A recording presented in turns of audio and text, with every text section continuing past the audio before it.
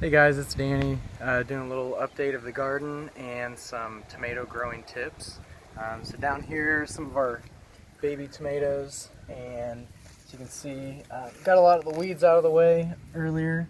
But first thing you want to look at with tomatoes is what type it is. So if it's determinate, you don't have to do anything. You put up like a cage or a fence beside it and it'll grow more like a bush. And indeterminate is going to grow more like a vine. And here you can see how this one is growing. And what you want to do is on indeterminate, remove the bottom third of the leaves and also any suckers. So a sucker is going to form between the main branch or the main stem and a branch, and that's just going to drain the energy. So you just want to pinch them out of there, or you can snip them out, and really I'll just snip that bottom one anyways. So that's your basics on tomatoes, indeterminate tomatoes. And then once they start to grow a little bit taller, you're going to want to secure them to the stake. So here I'm using an ADC band, and this thing it's a little bit loose right here, so I can tighten it up, and then I'll just tuck it back through. And as it grows, it'll expand, it'll stretch out, and sometimes they fall off, and I'll just have to reattach. So those are the basics with these tomatoes, and we'll just take a quick tour of the garden here. We've got some more tomatoes along here, and most of them are indeterminate, so they're going to grow more like a vine. And here we've got some San Marzano tomatoes, and everything's getting ready to pop.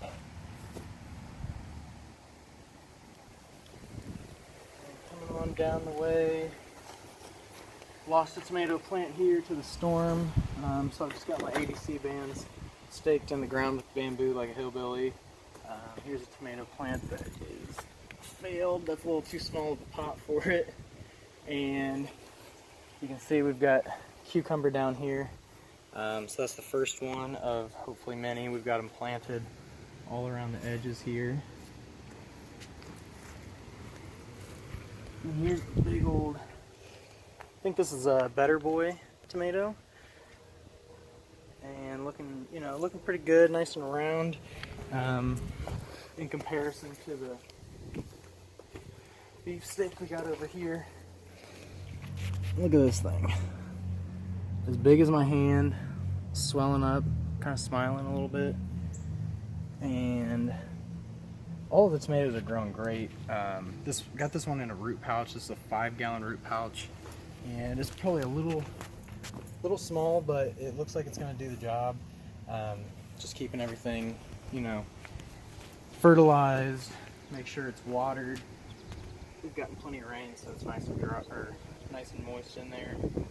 That's what she said. And just trim some of these guys up here as we go. So that was a sucker that I just cut off right there, and got me a band here, so we'll just get this guy situated.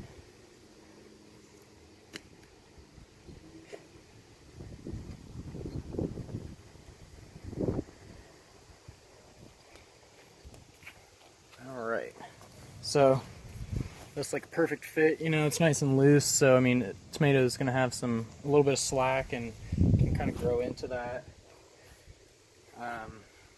Some people don't like bamboo, but it's been pretty good to us so far. Got it staking up some blackberry plants here too. So we've got blackberries, we've got currant,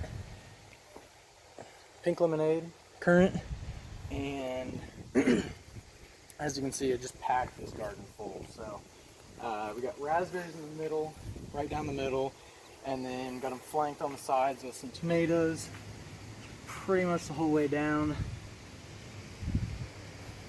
And then we've got habaneros over here. So I've got habaneros and jalapenos mostly in here.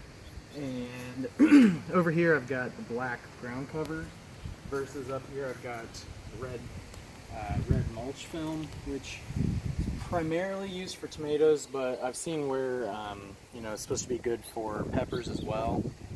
For some reason it doesn't look like it's doing as good to me, just because, as you can see, these leaves are a little bit more I don't know, yellowish, versus over here you got nice deep green.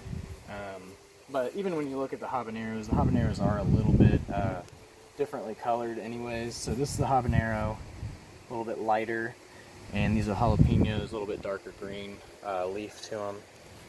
And you can see that this one is just growing awesome. And I think that with this ground cover, it's a woven film or fabric, I guess, and you know, that's going to get a little bit more water flow, air flow, nutrient flow when I'm spraying the fish fertilizer that I use, you know, so that's going to get all used. Versus on this film, I can feel weeds underneath of it. There's no airflow, so those weeds are sucking up nutrients. There's no airflow. You know, I'm not really seeing a huge benefit so far. You know, and overall, it did start off a lot better, but I just need to kill all the weeds, you know, before I do something like this. Maybe run some irrigation, and that would probably solve the problem right there. So we just had a ton of rain, so it's kind of hard to gauge what you want to do, what you need to do, and that's just kind of the thing about gardening. You always learn every year. So it's probably something I'll do with peppers and tomatoes, just so I don't have to water. And you know, you can always throw fertilizer in there as well. And you know, like with this year, we've had so much rain that it's kind of blowing, you know, putting all the nutrients out of the soil, so it's just going through a little bit of leaching. But let's go up here to the tomatoes.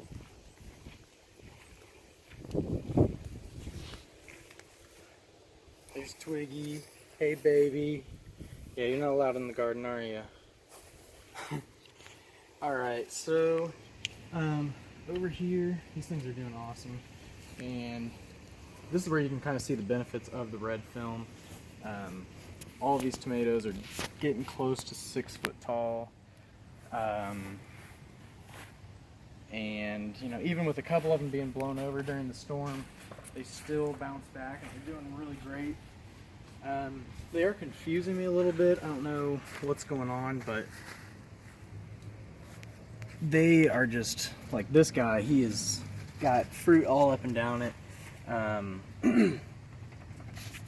You know, and a lot of them are like that, but then if you go over and look at some of these, this is supposed to be an indeterminate tomato, but it's growing just wildly like a bush. So this one, this right here was a branch that has tomatoes down in there, and then out of the end of the branch it's continued to grow tomatoes. So this whole thing should end up lined with tomatoes. This whole thing should end up lined with tomatoes. You can see all the flowers, so I'm not even going to try to prune anything. I'm just going to let it go, and we might even get, you know, close to 30 pounds of tomatoes just from one plant. So here's the garden, guys. Hope these tips have helped out a little bit. Don't be afraid to prune your tomatoes on the indeterminate varieties. So this guy, he's just growing tall. It looks like it might produce more if you leave it on there, but it won't. It'll just suck the energy out. So always remember to prune up until the end. Sometimes it might be okay to let it go, but hope this helped. If you guys have any questions, leave the comments, and then like, share, and appreciate all of the whatever. So gotta redo that part. Okay, stop.